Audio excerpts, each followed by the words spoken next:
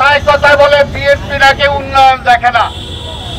আরে আমরা তো উন্নয়ন দেখি। উন্নয়ন হলো আওয়ামী লীগের মুজিব কোণের পকেটে, আওয়ামী লীগের উন্নয়ন।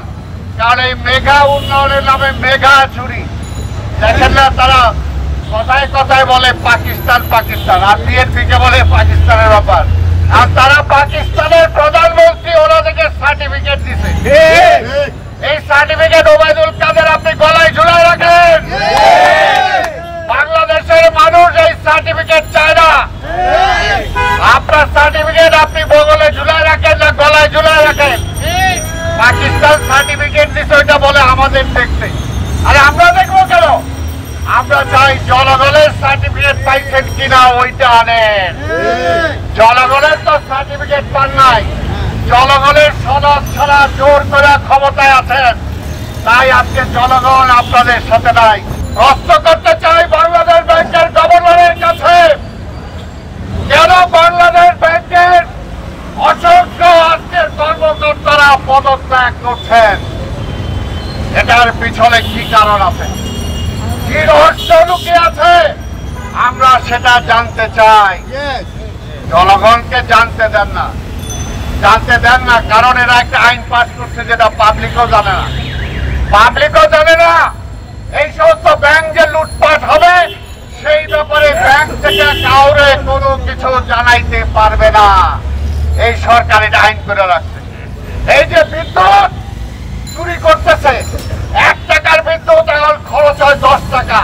পাবলিকের নাজেহাল অবস্থা, ঘরে ঘরে যে অবস্থা, আজকে বিদ্যুৎ চালায় যে টাকা দিবে সেই টাকা দেওয়ার মতো অবস্থা নাই। কিন্তু আজকে এই বিদ্যুতের ব্যাপারেও কোন একটা পাবলিক হাইকোর্টে যায় মামলা করতে পারবে না, মামলা করতে পারবে না। এইটাও আইন পাস করে রাখছেন এই সরকার। বুঝেন এই সরকার কার সরকার? এই সরকার লুটেরাদের সরকার। এই সরকার হলো আজকে ধান্দাবাজদের সরকার। এই সরকার জনগণের সরকার না।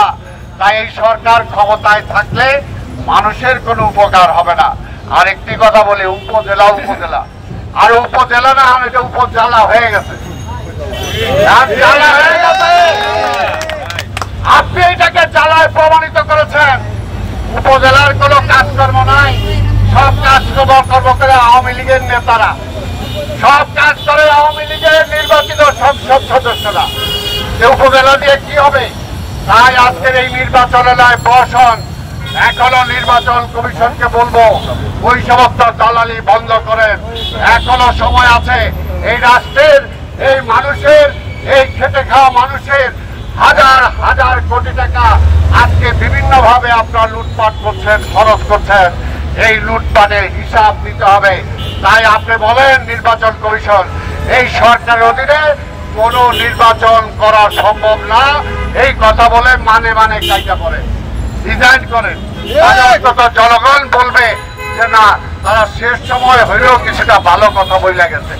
এর আগে যিনি এমপি হয়েছিলেন রাশেদ খান মেনন, আপনার তো মনে থাকার কথা, আপনি বরিশালে যে নিজের বিবেকের তাড়নায় বলেছিলেন আমি এমপি হয়েছি, কিন্তু পাবলিক ভোট দিতে পারে নাই।